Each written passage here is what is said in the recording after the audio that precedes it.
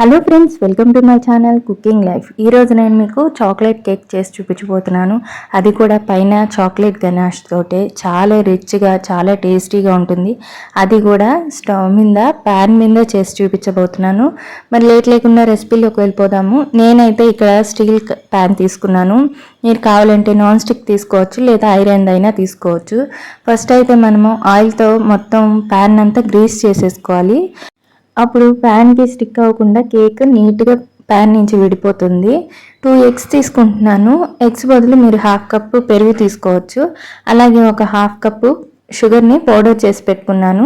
Sugar powder 1/2 cup తీసుకోవాలి. అలాగే ఒక 1/2 కప్పు ఆయిల్ తీసుకోవాలి, మామూలు రెగ్యులర్ ఆయిలే. ఒకసారి జస్ట్ లైట్గా అలా మిక్స్ చేసేసుకున్నాము. ఇలా మిక్స్ చేసుకున్న తర్వాత మిగిలిన ఇంగ్రీడియంట్స్ ఇందులోకి యాడ్ చేసుకున్నాము. 1/4 కప్పు కోకో పౌడర్ని యాడ్ చేసుకోవాలి. మనకి సూపర్ మార్కెట్లో కూడా ఈజీగా అవైలబుల్ ఉంటుంది. 1/2 teaspoon baking soda, 1 teaspoon baking powder, ఒక పించ్ సాల్ట్ వేసుకోవాలి. బేకింగ్ పౌడర్ లేకుండా ఉంటే 1 టీ స్పూన్ బేకింగ్ సోడా వేసుకోండి.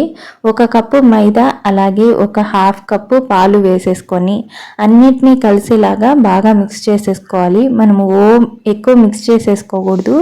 ఈ డ్రై ఇంగ్రీడియంట్స్ అన్నిటినీ ఒకసారి మనము జల్లెడలో వేసేసి ఉండలు లేకుండా చల్లించుకొని వేసుకోవాలి. నేను అలాగే తీసుకున్నాను, మీరు కూడా అలాగే తీసుకోండి. అప్పుడే మనకి కేక్లో ఉండలు అనేవి లేకుండా ఉంటుంది. ఇలా రిబ్బన్ కన్సిస్టెన్సీ వచ్చిన తర్వాత ఒక 2 సార్లు ట్యాప్ చేసుకోవాలి. దాంట్లో ఎయిర్ బబుల్స్ ఏమైనా ఉంటే పోతాయి. స్టవ్ మీద ఒక ప్యాన్ పెట్టేసుకుందాము. ప్యాన్ పెట్టుకొని ఒక 3 నిమిషాల పాటు హై ఫ్లేమ్ మీద హీట్ చేసుకుందాము. హీట్ చేసుకున్నామంటే మనం ప్యాన్ పెట్టంగానే ప్యాన్కి కూడా మంచిగా హీట్ వస్తుంది. మూత పెట్టేసుకొని ఒక 30 నిమిషాలు లో ఫ్లేమ్లో పెట్టేసుకొని కుక్ చేసుకోవాలి. ఇప్పుడు మనము పైన గనాష్ ప్రిపేర్ చేసుకుందాము. దీనికోసము ఒక 1/2 కప్పు షుగరు, అలాగే ఒక 1/2 cup cocoa powder, 1 tablespoon butter వేసుకోవాలి. అలాగే ఒక 1/2 కప్పు పాలని కొంచెం కొంచెంగా యాడ్ చేసుకుంటూ మిక్స్ చేసుకోవాలి.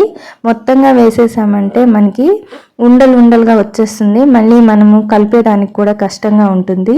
బటర్ ఇప్పుడు మెల్ట్ అవ్వకపోయినా పర్వాలేదు, రూమ్ టెంపరేచర్లో లేదు, అందుకని మెల్ట్ అవ్వలేదు. మామూలుగా స్టవ్ మీద పెట్టేసామంటే ఆ వేడికి మెల్ట్ అయిపోతుంది బటర్ కూడా.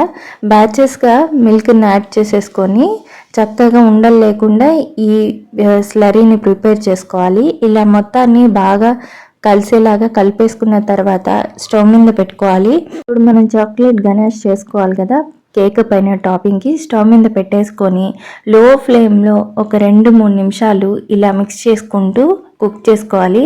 మనకి ఒక 2 నిమిషాల తర్వాత చాక్లెట్ లైట్గా థిక్గా అవ్వడం స్టార్ట్ అవుతుంది. చూడండి, కొంచెం థిక్ అవుతుంది కదా. అలాగే ఒక 2-3 నిమిషాల పాటు మనం ఇలా కుక్ చేసామంటే ఇలా మంచిగా డార్క్ కలర్లో ఫామ్ అయిపోతుంది.